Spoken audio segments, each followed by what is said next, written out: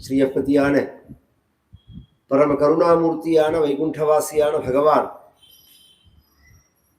தர்மத்தை காப்பதற்காக செய்த அவதாரங்களை தொகுத்து பாகவத புராணமானது சொல்றது. அதனால எல்லா புராணங்களுக்குள்ளேயும் மிகவும் உயர்வானது பாகவத புராணம். நிம்னகானாம் யதா கங்கா தேவானாம் அச்சுதோ யதா வைஷ்ணவானாம் யதா சம்புஹு புராணானாம் இதம் ததா க்ஷேத்ரானாந்து சர்வேஷாம் யதா காசி ஹ்யனுத்தமாம் அப்படின்னு பாகவதமே சொல்றது. உலகத்துல உள்ள நதிகளுக்குள்ள மிகவும் உயர்ந்ததான நதி எது? கங்கை. அதனாலதான் எந்த ஊர்ல போனாலும் அந்த ஊர்ல ஒரு குட்டை குளம் இருந்ததுன்னா இது குப்த கங்கை, இது உத்தர கங்கை, இது நூபுர கங்கை. திருமாலிகன் சோலைன்னு ஒரு இடம் இருக்கு, அழகர் கோவில்னு சொல்றோமோ. அதுக்கு மேல போனோம்னா அங்க ஒரு நதி இருக்கு, நீர்வீழ்ச்சி. அதுக்கு நூபுர கங்கைன்னு பேர். அதுல இருந்து ஜலம் எடுத்துன்னு வந்துதான் நித்தியம் கள்ளழகருக்கு அபிஷேகம் பண்ணுவா. கங்கைன்னு வாங்குற வாசகத்தை சேர்ப்பானே, இது ஒரு கங்கை அப்படின்னு சொல்லுவானே அப்படின்னா கங்கையோட மகிமையினால. அதுல இருந்தே கங்கை உயர்வுன்னு தெரிஞ்சுக்கலாம். இந்த ஆழ்வார்கள் கூட சொல்லும் போது கங்கையில் புனிதமான காவேரி அப்படிங்கிறார். கம்பேரிசன் பண்றதே கங்கையை விட காவிரியானது ரொம்பவும் உயர்வு அப்படின்னு சொல்றார். காவிரியோட மகிமைய சொல்லணும்னு அப்படி சொன்னாலும் உண்மையில எது உயர்வுன்னா கங்கை தான் உயர்வு. ஒன்னோடு கம்பேர் பண்றதவே தெரிஞ்சுக்கலாம். நீங்க இந்த விளம்பரம் பண்றதே கவனிச்சேன்னா இதை விட இது ஒசத்தின்னு ஒரு சாமான போடுவான் பேப்பர்ல, அதுல இருந்தே அதுதான் ஒசத்தின்னு தெரிஞ்சுக்கலாம். அது மாதிரி கங்கை அப்படிங்கிறது உயர்ந்த நதி. உலகத்திலேயே கங்கை உயர்ந்த நதி. நிம்னகானாம் யதா கங்கா தேவானாம் அச்சுதோ யதா. தேவர்களுக்குள்ள யார் உயர்ந்தவன் அப்படின்னா பெருமாள் அச்சுதன் தான் உயர்ந்தவன். வைஷ்ணவானாம் யதா சம்பு. வைஷ்ணவர்களுக்குள்ள முதலானவர் யார்? நம்மாழ்வாரா, ராமானுஜரா, பேயாழ்வாரா, பூதத்தாழ்வாரா, பொய்கையாழ்வாரா, ஜீயர் சுவாமிகளா? யார் உயர்வுன்னா சிவபெருமான் தான் உயர்வு.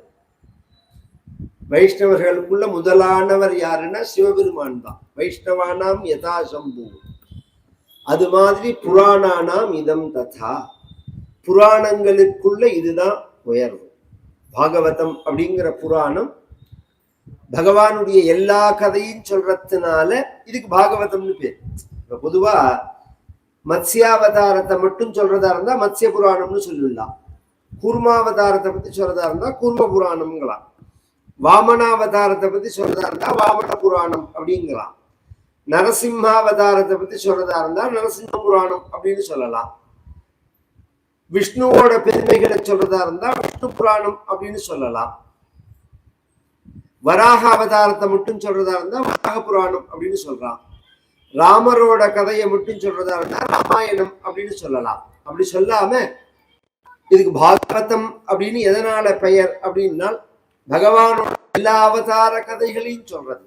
அதனால இதுக்கு பாகவதம்னு பெயர். அதுல நேற்றைய தினம் பகவான் வாமனாவதாரம் அப்படிங்கிறதுல 2-3 விசேஷம். முதல் விஷயம், பகவான் ஒரே அவதாரத்தில் 2 அவதாரம் பண்ணினது. வாமனரா வந்தது, திரிவிக்கிரமனா ஆனது. அப்ப 2 அவதாரம். 2வது விஷயம், பகவான் வதமே பண்ணல. எல்லா அவதாரத்திலையும் வதம் உண்டு. வதம் பண்ணாத, வதம்னா தர்மத்தை ரட்சிப்பதற்காக நான் என்ன செய்யறேன் அப்படின்னு பகவான் சொல்லும் போது பகவத்கீதையில பரித்ராணாய சாதுனாம் விநாசாய ச துஷ்கிருதாம் தர்ம சம்ஸ்தாபனார்த்தாய சம்பவாமி யுகே யுகே. இது நம்ம எல்லாருக்கும் சொல்லி கொடுத்துருக்கிற ஸ்லோகம். பரித்ராணாய சாதுனாம், நல்லவர்களை காப்பாத்துறதுக்காக. சாதுனாம் பரித்ராணாய, விநாசாய ச துஷ்கிருதா, துஹு அப்படின்னா கெட்டேன்னு அர்த்தம். கிருத்தின செய்கை, கெட்ட செய்கைகளை செய்பவர்களை அழிப்பதற்காகவும் தர்ம சம்ஸ்தாபனார்த்தாய தர்மத்தை நிலநாட்டுவதற்காகவும் சம்பவாமி யுகே யுகே, யுகத்துக்கு யுகம் நான் சம்பவாமி, நான் அவதாரம் பண்றேன் அப்படின்னு பகவான் சொல்றான். அப்ப அவதாரங்களை நாம் எடுத்து கவனிச்சோம்னா சாதுக்களை ரட்சிச்சிருப்பான், துஷ்டர்களை சிக்ஷிச்சிருப்பான் அப்படிங்கிற மாதிரி வரும். இந்த அவதாரத்துல எந்த ஒரு வதமும் கிடையாது. மூணாவது விஷயம், பகவான் யாச்சகம் வாங்கிறது. மகாபலியை பார்த்து பகவான் கேட்கிறான், எனக்கு கொடுன்னு. எல்லாரும் கோவில்ல வந்து பகவான்கிட்ட எனக்கு கொடுன்னு கேட்பான். அதனால்தான் ஸ்ரீனிவாச பெருமானுடைய கையே இப்படி இருக்கும், கவனிச்செல்லாம் அபயஹஸ்தம் இப்படி வச்சிருப்பார், அல்லது இப்படி வச்சிருப்பார். கவலைப்படாத அப்படின்னு சொல்றதுக்கு ஒரு கை, கொடுப்பேன் அப்படின்னு சொல்றதுக்கு ஒரு கை. அபயஹஸ்தம் வரதஹஸ்தம்னு பேர். எல்லாரும் பெருமாள்கிட்ட பகவான்கிட்ட வந்து நமக்கு வேணும் நமக்கு வேணும்னு கேட்போம். பகவான் போய் எனக்கு வேணும்னு கேட்டது மகாபலிட்டு ஒரு 3 அடி பூமி வேணும் அப்படின்னு கேட்டது. பகவானுக்கு உலகத்துல கொடுத்தவன் மகாபலி தான். அதனால இது இன்னும் விசேஷம். மகாபலிய பகவான் ஏமாத்தினானா அப்படின்னா ஏமாத்தல்ல, இல்லையே. 3 அடி வேணும் அப்படின்னு கேட்கும்போது அந்த அடிக்கு அளவுக்கு காண்பிச்ச கால் சின்ன கால், அளந்தது பெரிய கால். காமிச்சது சின்ன கால், அளந்தது பெரிய கால். அப்படிங்கிறது பகவான் ஏமாத்தலையான்னா இல்லை. சம்ஹிதானி பதா மமா அப்படின்னு பகவான் பேசும்போது மமா அப்படின்னு தன் காவல காமிச்சுட்டு சம்ஹிதானிங்கிறான். வேதோக்தமான பாதம்னு அர்த்தம். பாதோஸ்ய விஸ்வா பூதானி திரிபாதஸ்யாமிருதம் திவி. இன்னும் கொஞ்சம் ஏத்தலாம்பா. திரிபாதோர்தோதை புருஷா அப்படின்னு வேதம் சொல்றது. அதனால பகவான் காண்பிச்சது கால் மாதிரி இருந்தாலும் சொன்னது பேச்சுல ஒண்ணு இருக்கு. நம்ம போய் ஜவுளி கடையில போய் ஜவுளி எடுத்துன்னு வந்தோம் அப்படின்னு ஒரு தட்டை பேசுறத என்ன செலவாச்சு தீபாவளிக்கு? 10 ரூபா ஆச்சு சாயங்காலம். 10 ரூபான்னா 10,000 ரூபான்னு அர்த்தம். ஜுவல்லரியில போய் நகை எல்லாம் எடுத்துன்னு வந்தது எத்தனை ரூபா ஆச்சுன்னா 10 ரூபா ஆச்சுன்னு. இன்னைக்கு நிலைக்கு 10 ரூபாய்க்கே பண்ணுமான்னு தெரியாது.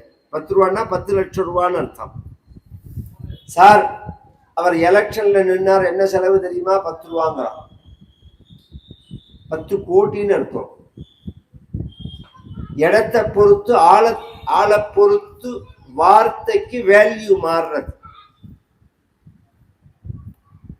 நாண்யத்தே காமையே ராஜன்னு வதான்யா ஜெகதீஸ்வராத்து. ஜெகதீஸ்வரனான வதான்யனான கோட்டீஸ்வரனான உங்ககிட்ட 3 அடின்னா சின்ன அடி இல்ல பெரிய அடின்னு அர்த்தம். எத்தனையோ விஷயம் இருக்கிறது. மேலோட்டமா மட்டும் நாம சொல்லிட முடியாது. அதே சமயம் பகவான் அந்த மகாபலி கொடுத்த தானத்தை வாங்கிக்கிற மாதிரி வாங்கிட்டு தன்னை கொடுத்துட்டான். தன்னை கொடுத்ததுனாலேயே அதை விட இது வேல்யூ கூட.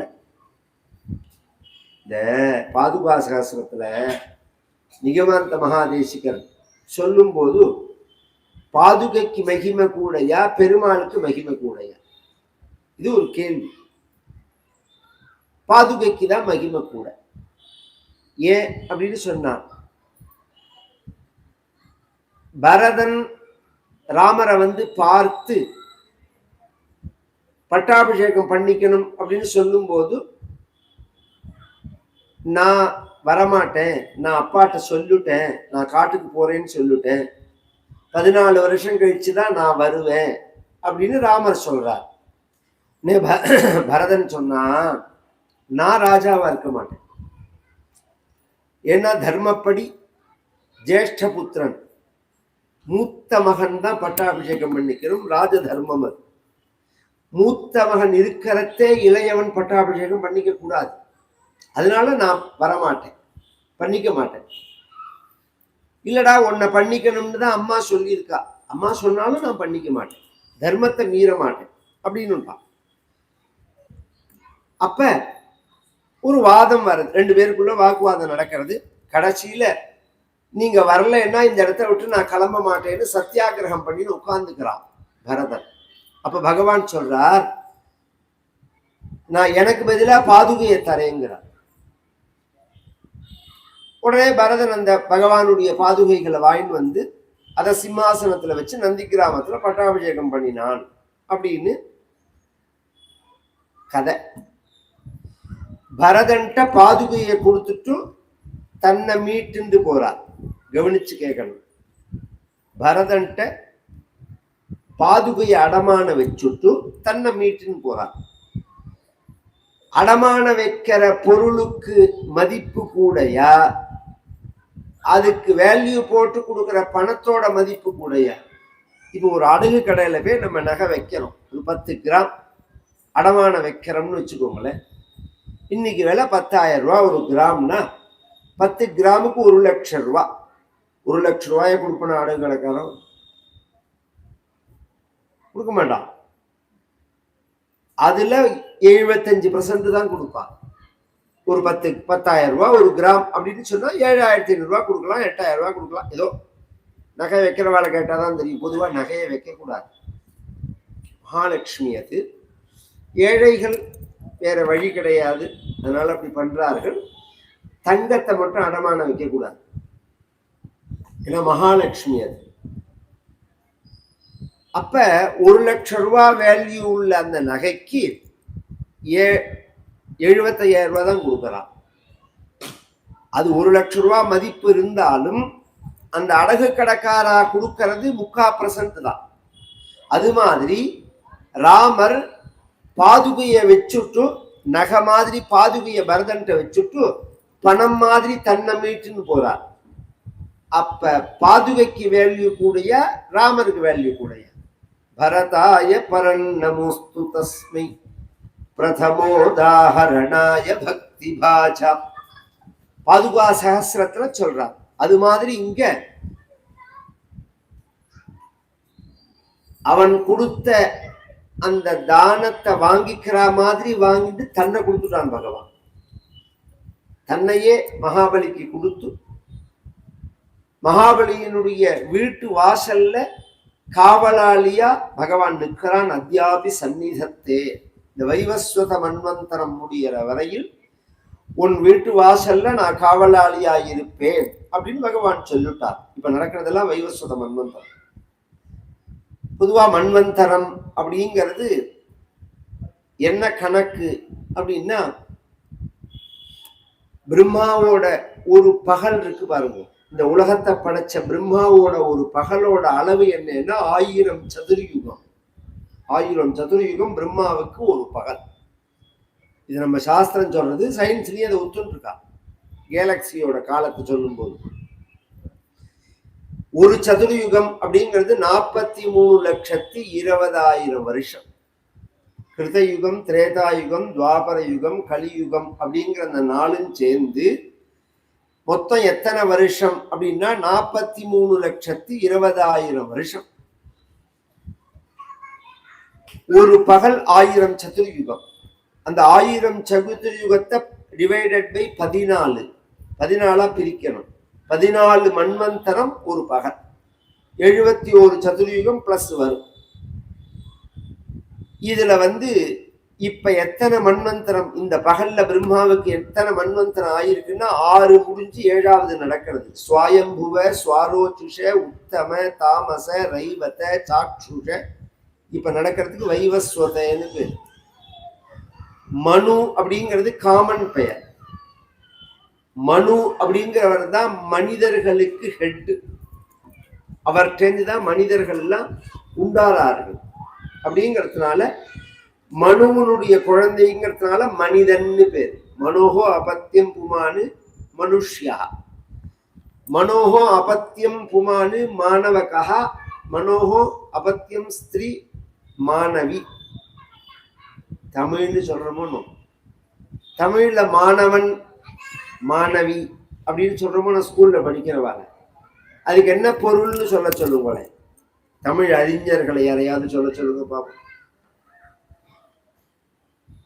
அந்த வார்த்தை எப்படி வந்தது, அதுக்கு என்ன பொருள்?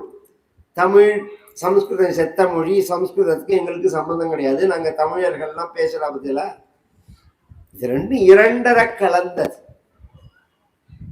ஒரு பெருமை தானே அது. இது மாதிரி ஒரு முழுமையான மொழி, தமிழும் முழுமையான மொழி, சமஸ்கிருதமும் முழுமையான மொழி, இரண்டும் இரண்டு கண் போல. சிலதெல்லாம் ரெண்டு இருக்கிறதுல விசேஷம், ரெண்டு காது, ரெண்டு கண்ணு, ரெண்டு மூக்கு, ரெண்டு கை, ரெண்டு கால் அப்படின்னு சொன்னா அதுக்கு ஏதாவது குறைபாடுன்னு அர்த்தமா? அப்படி அர்த்தம் இல்லையே. அது மாதிரி நம்மளுடைய சனாதன மதத்துக்கு பழமையான மொழிங்கிறது ரெண்டு மொழி, ஒன்னு தமிழ், இன்னொன்னு சமஸ்கிருதம்ங்கிறது. ரெண்டும் ஒன்னோட ஒண்ணு கலந்து இருக்கும். எப்படி வித்தியாசத்தை பிரிக்கிறது அப்படின்னா, இலக்கண மொழி, பேச்சு மொழி அப்படின்னு பிரிப்பா. பிரிக்கும் போது இலக்கண மொழிங்கிறது இலக்கண சமஸ்கிருதம்ங்கிறது இந்த வேதங்கள்ல எல்லாம் இருக்கிறது. பேச்சு சமஸ்கிருதம்ங்கிறது தமிழ் தான். நாளடைவுல பின்னாடி ஒரு 400 வருஷத்துக்குள்ள இந்த கார் மார்க்ஸ் கார்வெல் எல்லாம் வந்து சில குளறுபடி எல்லாம் பண்ணியிருக்கான், நிறைய தப்புகள் பண்ணியிருக்கா. அதெல்லாம் நாம சரி பண்ணணும். என்ன தப்புன்னா, பேச்சுல உள்ள எழுத்தெல்லாம் அவ எடுத்துட்டான். இலக்கணத்தை நாங்க சரி பண்றோம் அப்படின்னு இப்பயே இப்ப வந்து நீராறும் கடலொடுத்த நிலமடங்கைங்கிற பாட்டுல 4 வரி எடுத்துட்டு தானே பாடுறோம். அது முழுமையா அந்த பாட்டை நாம பாடல. அதுல நீலமேகம் எப்படி எழுதினாரோ, விநாயகம் பிள்ளை எப்படி எழுதினாரோ அப்படி முழுசா பாடல நாம. அது மாதிரி நிறைய இருக்கு. அது மாதிரி நிறைய திருத்தங்கள் பண்றேங்கிற பேர்ல நிறைய உள்ளுக்குள்ள மறைக்கப்பட்டு இருக்கு. பேச்சு வழக்கத்துல அது இருக்கு. இப்பயே நம்ம சனாதனம்ங்கிறோம். ச அப்படின்னு உச்சரிக்கிறோமா, ச அப்படின்னு உச்சரிச்சுக்கணும். சனாதனம்னா சொல்றோம் நாம, அப்படி சொல்லலையே, சனாதனம்ங்கிறோம். ஒரு வார்த்தை நம்ம பேச்சுல இருந்ததுன்னா இல்லாதது வராது. இல்லாதது நம்ம வழக்கத்துல என்ன இருக்கோ அதுதான் வார்த்தையில இருக்கும். நம்ம வாழ்வியல்ல என்ன இருக்கோ அதுதான் வார்த்தையில இருக்கும். உச்சரிப்புல சொல்றேன் நான். இப்ப உதாரணத்துக்கு சொல்றேன், இப்ப நவராத்திரி வரப்போறது, கொலு வைக்க போறோமோனும், எல்லார் வீட்லயும் படி வச்சு கொலு வைக்க போறோமோனும். கொலுவுக்கு இங்கிலீஷ்ல ஏதாவது வார்த்தை சொல்லுவோம் நீங்க? வார்த்தையே கிடையாது. ஏன்னா அவளுக்கு கொலுவே கிடையாது. இங்கிலீஷ்காரனுக்கு கொலுவே கிடையாது. நமக்கு கொலுங்கிறது உண்டு, அதனால கொலு அப்படிங்கிற வார்த்தையை சொல்றோம் நாம. நம்ம வாழ்வியல்ல என்ன இருக்கோ அதுதான் வார்த்தையில இருக்கும். அப்ப நாம உச்சரிக்கிற வார்த்தைகள்ல உள்ளதெல்லாம் நம்மளோடதுதான். கவனிச்சு கேட்டாதான் புரியும். இந்த மாணவன் மாணவி அப்படிங்கிற வார்த்தை எல்லாம் மனுவோட, இந்த மனு நீதிங்கிற பார்த்தேன்னா அவனுக்கே யார் மனு, என்ன பேரு, எத்தனை மனுன்னு கேட்டா அவனுக்கு சொல்ல தெரியாது. மொத்தம் 14 மனு இருக்கான். எந்த மனுவோட நீதியடா நீ எரிக்க போறேன்னு கேட்டா பின்னாடி போய் கேட்டுன்னு வரேன்மா. தலைவரை கேட்கிறேன்மா, தலைவரை கேட்டா நான் புத்தகத்தை பாக்குறேன்மா. பதில் சொல்ல தெரியாது. மனுவே முதல்ல 14 பேர் இருக்கான்னு தெரியாது. அது விடுங்க. அதனால இந்த வார்த்தைகளுக்கெல்லாம் நாம வந்து முக்கியத்துவம் கூடாது. நாம இனிமே குழந்தைகளை தயார் பண்றதே நாமும் சரி குழந்தைகளும் சரி இனிமே அறிவார்ந்த ஒரு சமூகத்தை உருவாக்கணும்னு நினைக்கணும்.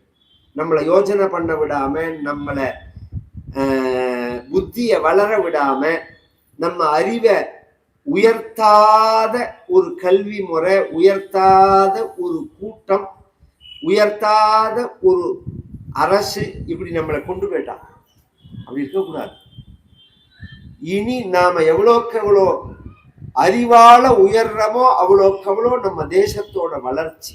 வல்லரசு அப்படிங்கிறது அணுகுண்டு தயாரிக்கிறதுனால மட்டும் இல்லை, அறிவுனாலதான். அறிவுனாலதான் உயர்ந்தது அப்படிங்கிறது. அதனாலதான் வேதம் சுத்தம்மே கோபாயா அப்படிங்கிறது, அறிவை காப்போம் அப்படிங்கிறது. அந்த அறிவை காக்கக்கூடியதான காரியங்களை செய்யணும்.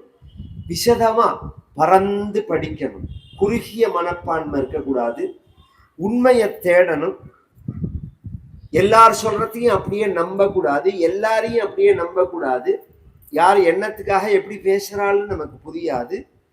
இப்ப திருக்குறள் அப்படின்னு எடுத்துன்னா நூற்றுக்கணக்கான விளக்கங்கள் இருக்கும். உண்மை எதுன்னு தெரியணும்னா பரிமேல் அழகர்னு ஒருத்தர் இருக்கார்.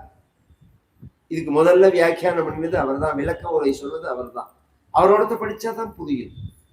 திருக்குறளுக்கு பரிமேல் அழகர் உரை அப்படின்னு பெயர். இன்னைக்கு அந்த உரையே கிடையாது. போறவன் வந்தவன் கண்டவன்லாம் உரை எழுதுறாது. அப்ப அவனுக்கு என்ன தோணுமோ அதை தான். பெருங்காயம் தின்னவன் பேசினா அவன் வாயிலேருந்து என்ன நாத்தம் வரும்? பெருங்காய நாத்தம் தான் வரும். வெங்காயம் தின்னவன் பேசினா அவன் வாயிலேருந்து என்ன நாத்தம் வரும்? வெங்காய நாத்தம் தான் வரும். ஏலக்காய் தின்னவன் பேசினா அவன் வாயிலேருந்து ஏலக்காய் வாசனை வரும். யார் உள்ள என்ன இருக்கோ அதுதான் வரும் பேசுறது. அது மாதிரி அவரவர்கள் ஹிருதயத்துல உள்ளதுதான் வெளிப்படும். அதனால அதுதான் உண்மைன்னு நாம் நினைக்க கூடாது. மனு அப்படிங்கிறவர் காமனா உள்ளவர். இப்ப நடக்கிறது வைவஸ்வத மன்வந்தரம். இந்த வைவஸ்வத மன்வந்தரம் முழுக்க பகவான் மகாபலிக்கு காவல் இருக்கா. அடுத்த மன்வந்தரத்துக்கு அவன் அதிபதியா பண்ண போறான் மகாபலி அப்படின்னு அந்த சரித்திரத்தை முடிச்சுட்டு இதுக்கு 2 விஷயம் சொல்லப்பட்டது. பலஸ்ருதி உருக்கிரமஸ்ய சரித்தம் ஸ்ரோத்ருனா மகமோச்சனம். இதுவரையில் நம் வாழ்க்கையில நாம் செஞ்சிருந்த பாவங்கள் எல்லாம் இந்த மகாபலி சரித்திரம் கேட்டா அண்ணியோட போயிடும். எல்லா பாவமும் போயிடும். நாம் எத்தனை பாவம் பண்ணியிருந்தாலும் மகாபலி சரித்திரம் கேட்டா அண்ணியோட பாவம் போயிடும். நாளிலேருந்து புது கணக்கு. நாம பண்ணாம இருக்க போறது இல்லை. இதோ அந்தந்த இயர் எண்ட்ல அக்கௌண்ட்டை க்ளோஸ் பண்ற மாதிரியாவது பண்ணுவோம். ஒன்றும். 2வது தெய்வே பித்ரேச்ச மானுஷே. தேவதைகளை உத்தேசிச்சோ பித்திருக்களை உத்தேசிச்சோ மனிதர்களை கிரியமானே கர்மநேதம் தெய்வே பித்ரேச்ச மானுஷே. தெய்வங்களை உத்தேசிச்சோ முன்னோர்களை குறித்தோ மனிதர்களை குறித்தோ நாம செய்யக்கூடியதான பூஜைகள்ல நடுப்புல பிரேக் ஏற்பட்டதுன்னா இந்த கதை அதை ஒட்ட வைக்கும்னா. அப்படின்னா என்ன சார், கொஞ்சம் புரிகிற மாதிரி சொல்லுவோம். இப்ப நாம் ஒரு ஹோமம் பண்றோம், ஒரு பூஜை பண்றோம், ஒரு பாராயணம் பண்றோம். அந்த பாராயணத்தை முழுமையா முடிக்காம நடுப்புல பேசக்கூடாது, எழுந்திருக்க கூடாது, யூரின் டாய்லெட் போகக்கூடாது, சாப்பிடக்கூடாது. எந்த காரியத்தை ஆரம்பிக்கிறோமோ அதை கம்ப்ளீட் பண்ணிட்டு தான் எழுந்திருக்கணும். இது சாஸ்திரம். ஒரு அரை மணி நேரம் 1 மணி நேரம் காரியமா இருந்தா அதை செய்யலாம். இப்போ ஒரு கும்பாபிஷேகம் நடக்கிறது. 6 காலம் கும்பாபிஷேகம். கார்த்தால 7 மணிக்கு வந்து யாகசாலையில உட்கார்ந்துட்டா மத்தியானம் 12 மணி 1 மணி ஆகும் பூர்ணாவதிக்குன்னா சரீர தர்மம்னு இருக்கணும். ஒரு சின்ன கஞ்சி சாப்பிட்ற மாதிரி இருக்கும், டிஃபன் சாப்பிட்ற மாதிரி இருக்கும், அல்லது போய் யூரின் டாய்லெட் போயிட்டு வர மாதிரி இருக்கும். அப்ப என்ன ஆகும்னா அந்த கண்டினியூட்டி விட்டு போயிடும். அது நாம செய்யற காரியத்தினுடைய கண்டினியூட்டி விட்டு போயிடும். அப்ப இந்த சரித்திரத்தை சொல்லிவிட்டா அந்த கண்டினியூட்டி வந்துடும். அதனால விஷயம் தெரிஞ்சவர்களா இருந்தா இது மாதிரி வெளியில போயிட்டு கைகால் அலம்பிட்டு வந்தா ஒரு மந்திரம் சொல்லிட்டு திரும்பி ஜபம் ஆரம்பிப்பார்கள். இதம் விஷ்ணு விசக்கிரமே திரேதா நிததே பதம் சமூடமஸ்ய பாகும் சுரே. இந்த மந்திரத்தை சொல்லிட்டா அந்த கண்டினியூட்டி வந்துடும். இது வாமனாவதாரத்தை சொல்ற வேத மந்திரம். இந்த 2 விஷயம் இந்த சரித்திரத்துக்காக விசேஷமாக சொல்லப்பட்டது. ராஜா கேட்கிறான், மகாபலிக்காக பகவான் சின்ன வாமனனா பெரிய திரிவிக்ரமனா ஆனா மாதிரி சின்னதா பகவான் பெரியசா ஆன கதை வேற ஏதாவது இருக்கான்னா இருக்குன்னா சத்யம் விரதஸ்ய திரமிலாதி பர்த்யு நதி ஜலே. சத்யவிரதன் அப்படின்னு அந்த கதையை சொல்றார். சத்யவிரதன் அப்படின்னு ஒரு பாண்டிய ராஜா. கவனிச்சு கேட்கணும். இந்த பாண்டிய தேசம்னு சொல்லப்படுறது. இந்த கதை நடந்து ஆயிரக்கணக்கான வருஷம் இருக்கும், லட்சம் வருஷத்துக்கு மேல கூட இருக்கும். அப்ப பாண்டிய தேசம் எவ்வளவு பழமையானது. நீ சொல்ற மாதிரி எல்லாம் காண கணக்கெல்லாம் கிடையாது. பொதுவாகவே 3000 வருஷம் 5000 வருஷம்னு இன்னைக்கு ஆராய்ச்சியாளர்கள்லாம் சொல்றதே வெளிநாட்டுக்காரன் சொன்னதை வச்சுன்னு நாம சொல்றோம். நம்ம பார்வையில நாம இன்னும் கன்ஃபார்ம் பண்ணல. அவன் பார்வை வேற, நம்ம பார்வை வேற. அவன் பார்வையில ஒரு குறுகிய எண்ணம் உண்டு அவனுக்கு. என்னன்னா அவனோட மதம், அவனோட கல்ச்சர், கலாச்சாரம், அவனோட இனம், இதனோட நாகரீக வளர்ச்சி 3000 வருஷத்துக்குள்ள அப்படிங்கறது உலகத்துல உள்ள எல்லா நாகரீகத்தையும், எல்லா சமூகத்தையும், எல்லா கண்டுபிடிப்பையும் இந்த 3000 வருஷத்துக்குள்ள கொண்டு வரணும்னு அவன் நினைக்கிறான். நினைச்சே வேலை செய்யறான். இந்த கிபி கிமுங்கிற வார்த்தையை நம்ம சொல்லக்கூடாது. ஒரு இன்னைக்குமே கிராமத்து ஜனங்கள்ட்ட தான் விசேஷம். நம்ம இந்த ஜெனரேஷனை விட்டுருவோம். இதுக்கு முதல் ஜெனரேஷன்ல இன்னைக்கு செப்டம்பர் மாசம் 14ஆம் தேதி கோகுலாஷ்டமின்னா அவளுக்கு அது புரியாது. ஆவணி மாசம் என்ன தேதின்னு சொல்லுங்க. தமிழ் தேதியை தான் அவ சொல்லுவா. தமிழ் தேதியை தான் அவளுக்கு சொல்ல தெரியும். இங்கிலீஷ் தேதியை சொல்ல தெரியாது. இங்கிலீஷ் தேதி மொன்னையானது. ஈஸியா புரியுற மாதிரி சொன்ன, ரொம்ப குழப்பிக்கவே வேண்டாம். பிப்ரவரி மாசம் 28 தேதி, 4 வருஷத்துக்கு ஒரு தடவை 29வது தேதின்னு ஒன்று வரும். லீஃப் வருஷம்னு பேரு. ஒருத்தன் ஒரு வருஷம் 29வது தேதி அன்னைக்கு பிறந்துட்டான். பிப்ரவரி 29 அவனோட பர்த் டேட். அதுக்கு அடுத்தது அவன் பிறந்த நாள் எப்போ வரும்? 5 வருஷம் கழிச்சுதான் வரும். அவன் கணக்குப்படி பார்த்தோம்னா. நம்ம கணக்கு அப்படி இல்லை. நட்சத்திரம் அதனாலதான். நட்சத்திர பிறந்த நாள்ங்கிறது அதனாலதான். நட்சத்திரத்துக்கும் டேட்டுக்கும் வித்தியாசம் உண்டு. பிறந்த நாள் நட்சத்திர கணக்கு வச்சுக்கணும், இறந்த நாள் திதி கணக்கு வச்சுக்கணும் நம்ம சாஸ்திரப்படி. அதுக்கு காரண காரியங்கள்லாம் சொல்லுவோம். வரத்தே நாம சந்திரனோட பாத வழியா வரதுனால பிறந்த நாள சந்திரனோட கணக்குல உள்ள நட்சத்திரத்தை வச்சுக்கணும். போறத்தே நாம இந்த உலகத்தை விட்டு வெளியில போகும்போது சூரியனுடைய பாத வழியா போறோம் அப்படிங்கிறதுனால திதியை வச்சுக்கணும்னு சாஸ்திரம் சொல்றது. ஆனா பகவானுடைய அவதாரங்களை சொல்லும் போது திதியை தான் சொல்றது.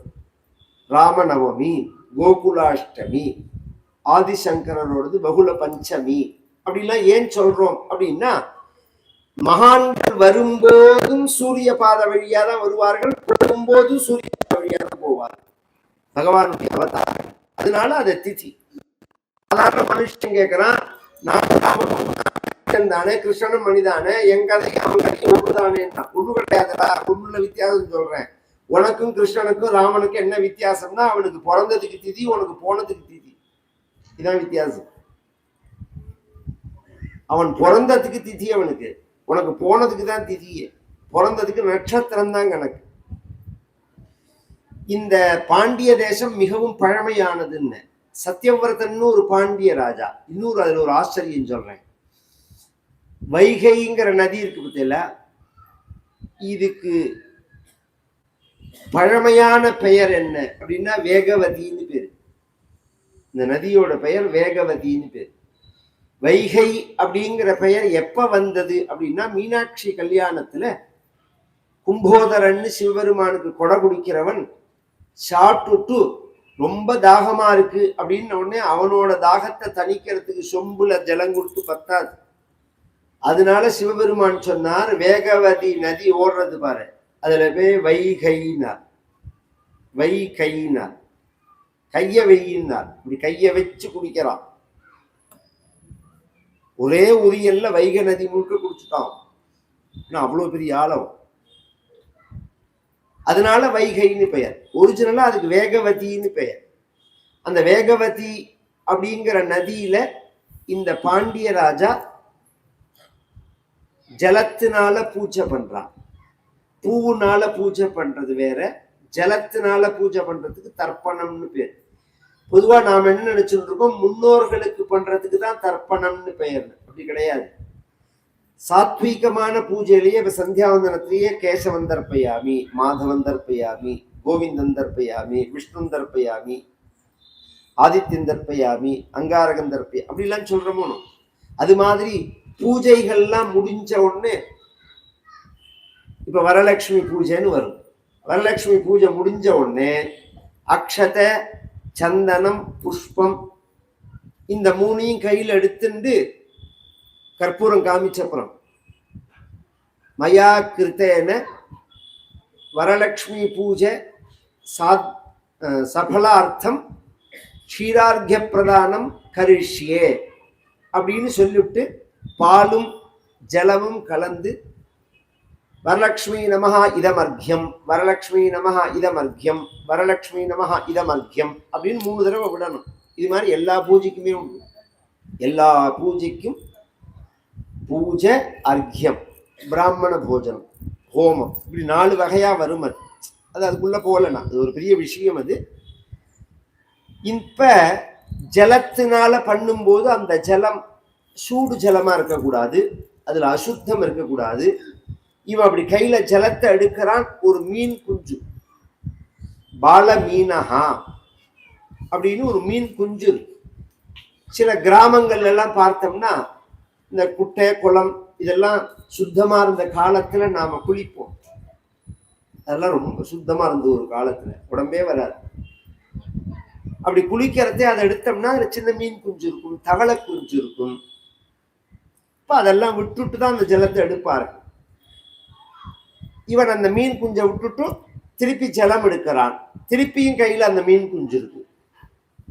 திருப்பியும் கீழே விட்டுட்டு திருப்பியும் ஜலத்தை அள்ளினா திருப்பியும் அவன் கைக்கு வர்றது அந்த மீன் குஞ்சு. இப்ப விட போறதே அந்த மீன் குஞ்சு இவன்ட்ட மனித குரல்ல பேசுறது, என்னை கீழே விடாதேன்னு. ஏன்? என்ன பெரிய மீன்லாம் சாப்பிடும். ஜீவோ ஜீவசி ஜீவனம்.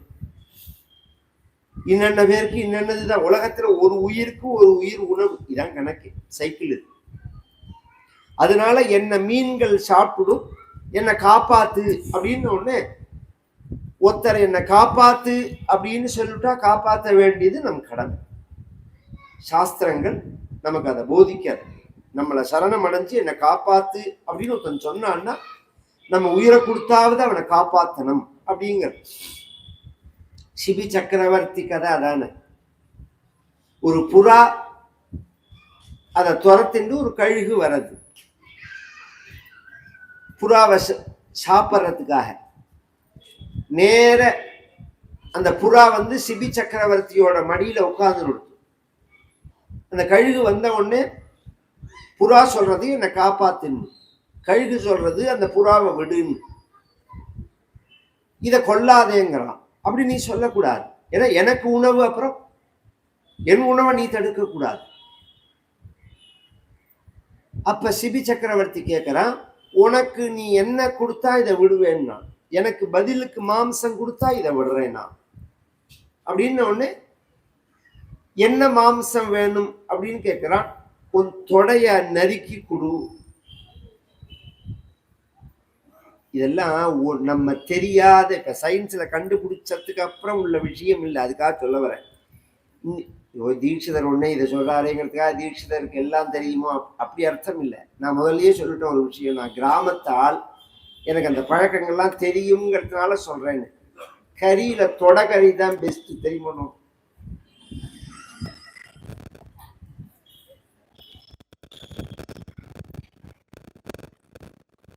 அந்த தொடக்கறியை தான் ஃபர்ஸ்ட். ஏன்னா அந்த கொழுப்பு அங்கதான் சேரும். ஒரு தொடைய வெட்டி கொடுக்கணும், அது கேட்கறது.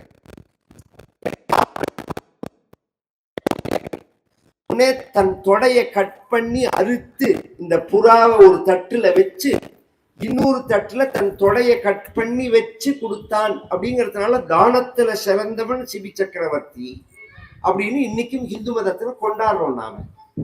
தானத்துல உயர்ந்தவன் யார் அப்படின்னா சிபி சக்கரவர்த்தி அப்படின்னு. அது மாதிரி தன்னை ஒருத்தர் சரணமடைஞ்சா அவர்களை காப்பாத்தணுங்கிறது நம்மோட ஒரு கடமை. உன்னை இதை என்ன பண்ணினா, இவன் தீர்த்த பாத்திரம் கொண்டு போயிருக்கான், ஒரு சொம்பு மாதிரி. அந்த சொம்புல அந்த மீன் குட்டிய குஞ்ச போட்டு எடுத்துன்னு வந்துட்டான். வீட்டுக்கு வந்து அதை ஒரு தொட்டிக்குள்ள விடலாம்னு பார்த்தா அந்த சொம்பு அளவுக்கு பெருசா இருக்காது. சரின்னு ஒரு தொட்டியில விட்டான். முதல்ல வீட்டுல தொட்டி வச்சு மீன் வளர்த்தவனே இவன் தான்.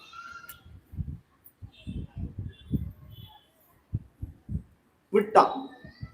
ஒரு ஒரு ஒரு மணி நேரம் ஆகல, அது கூப்பிட்டுது, ராஜன் நின்னுது, என்னன்னா எனக்கு இந்த இடம் பத்தல்லேன்னுது. திரும்பி பார்த்தா தொட்டி முழுக்க பெருசா இருக்கு. ஒரு அரை மணி நேரத்துக்குள்ள அவ்வளவு வளர்ச்சி. அடுத்தது ஒரு பெரிய சிமெண்ட் தொட்டியில விட்டான், அது ஃபுல்லாச்சு. அப்புறம் ஒரு சின்ன குட்டையில விட்டான், அப்புறம் ஒரு குளத்துல விட்டான். எங்க இடத்துல விட்டாலும் அரை மணி நேரத்துக்குள்ள அது ஃபுல்லா பெருசாயிருது. அன்னைக்கு முழுக்க அந்த மீனை தூக்கின்னு அலைஞ்சதுதான் அவன் வேலை. மாத்தி மாத்தி இங்கேருந்து அங்க வர்றது, அங்கேருந்து இங்க வர்றது அப்படிங்கிற மாதிரி. ஒரு கட்டத்துல இது ரொம்ப பெருசான உடனே என்ன பண்ணா, இதை கொண்டு போய் பழையபடி பிடிச்ச இடத்துலயோ அல்லது சமுத்திரத்திலேயோ விட்டுடலாம். அப்படிங்கும் போது அது சொன்னது, உன்னை சரணமடைஞ்ச என்னை திருப்பி நீ விட்டேன்னா அது தர்மமானு கேட்டது. ராஜா சத்தியவிரதன் சொன்னா, 2 காரணத்தினால நீ மீன் இல்லை. முதல்ல மனுஷ குரல்ல பேசுற, 2வது தர்மத்தை பேசுற, நீ யாருன்னு கேட்டா. அப்பதான் அந்த மீன் உருவம் முடிஞ்சு பகவான் பெருமாள் தரிசனம் கொடுக்கிறார். மத்ஸ்யாவதாரம். இன்றிலிருந்து ஒரு வாரம் கழிச்சு பிரளயம் வரும், உலகமே அழியற நாள் வரும். அன்றைய தினம் ஒரு படகு வரும், அந்த படகுல உன்னை ஏத்திப்பார்கள், சப்தரிஷிகள் இருப்பார்கள். அடுத்த மன்வந்தரத்துக்கு தேவையான ஓஷதிகள் இருக்கும் அதுல. இப்படிலாம் சொல்லிட்டு பகவான் மறைஞ்சு போயிட தொடர்ந்தாப்புல மழை பெஞ்சு, அப்புறம் பிரளயமாகி ஒரு படகு வந்து அதுல சப்தரிஷிகள் இருந்தார்கள். இந்த சத்தியவிரதனை ஏற்றினார்கள். ஒரு மீனுடைய செதில் அந்த படகு கட்டப்பட்டு ஆயிரக்கணக்கான வருஷங்கள் அந்த பிரளய ஜலத்துல சுத்திட்டு, பிரளய ஜலம் வடிஞ்ச உடனே இப்ப இருக்கிற வைவஸ்வதம்ங்கிற இப்ப நடக்கிற மன்வந்தரத்துக்கு அவன் தான் அதிபதி. இதுல 2-3 விஷயம் சொல்றேன் நாலெட்ஜுக்காக.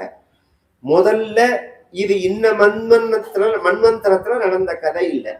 இப்ப வைவஸ்வத மன்வந்தரத்துல 28வது சதுர்யுகம் நடக்கிறது.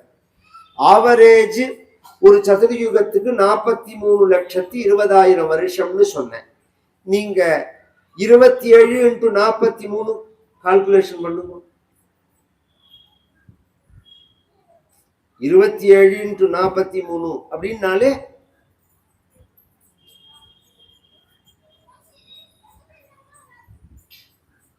ஒரு 750,000 லட்சம் வருஷம். அப்ப இத்தனை வருஷம் முன்னாடி இருந்த பாண்டிய நாடுன்னா பாண்டிய நாடு எவ்வளவு பழமையா இருக்கும். ஃபர்ஸ்ட் விஷயம். 2வது விஷயம், இன்னைக்கும் உலகத்துல ஒவ்வொரு நாட்டை குறிக்கிறதுக்கு ஒரு கொடி விசேஷமா உண்டு. இப்ப பாரத தேசத்துல உள்ள கொடிக்கு என்ன அடையாளம்னா அசோக சக்கரம் தான். அந்த அசோகருடைய சக்கரம் இருக்கு பத்தியில, அது பின்னாடி வந்தவன் அடையாளமா வச்சுட்டா அது அசோக சக்கரமா சுதர்சன சக்கரமா அது வேற விஷயம். அதை அடையாளமா வச்சிருந்தா. ஏன்னா சக்கரம்னாலே சுதர்சன பகவான் தான், சக்கரராஜன் பகவானுக்கு தானே பெயர். அதனால தானே இந்தியாவை பாதுகாக்கிற அந்த சிஸ்டத்துக்கே சுதர்சனான்னு பெயர். இன்னைக்கு சரித்திரமும் அதுதான், சுதர்சன சக்கரத்தை வச்சுதான். இந்திய தேசத்தினுடைய அடையாளம் கொடியில சுதர்சன சக்கரம். சோழ தேசத்தினுடைய அடையாளம் புலிக்கொடி. சேர தேசத்தினுடைய அடையாளம் அம்பு வில்லு. ஒரு காலத்துல பஸ்ல இருக்கும், ஞாபகம் இருக்கா உங்களுக்குலாம்? ஒரு 40 வருஷம் முன்னாடி பஸ் சேரன், சோழன், பாண்டியன், பல்லவன் பஸ் ஓடினது. யாருக்கா தெரியுமா? அது இந்த மெட்ராஸ்ல ஓடின பஸ்ஸுக்கெல்லாம் பல்லவன் பஸ்ன்னு பேரு. இன்னைக்கு வயசானவா பல்லவன் பஸ்ன்னு தான் சொல்லுவா. பல்லவன் பஸ் அப்படின்பா. இதுக்கு பல்லவன்னு பேர். நம்ம இந்த பக்கத்துல ஓடினதுக்கெல்லாம் சோழன்னு பேரு. கோயம்புத்தூர் பெல்ட்ல ஓடினதுக்கெல்லாம் சேரன்னு பேரு. மதுரை பக்கம் ஓடினதுக்கெல்லாம் பாண்டியன்னு பேரு. இப்படிதான் 3ஆ பிரிஞ்சு இருக்குது. அந்த சேர மீன் கொடி இருக்கும். மீன் எப்படி வந்தது அப்படின்னா இந்த மத்ஸ்யாவதாரத்தினாலதான் வந்து. அங்க பகவான் மதுரையில மத்ஸ்ய அவதாரம் பண்ணினா இன்னைக்கும் கள்ளழகர் ஆத்துக்கு வரத்தே கள்ளழகரா வந்து திரை போட்டி விளக்கி திரும்பி அலங்காரம் பண்ணதே மத்ஸ்யாவதாரமா தான் இருக்கும் இன்னைக்கு. ஏன்னா தரிசனம் கொடுத்ததே மத்ஸ்யாவதாரத்துல. இது ஒரு விஷயம்.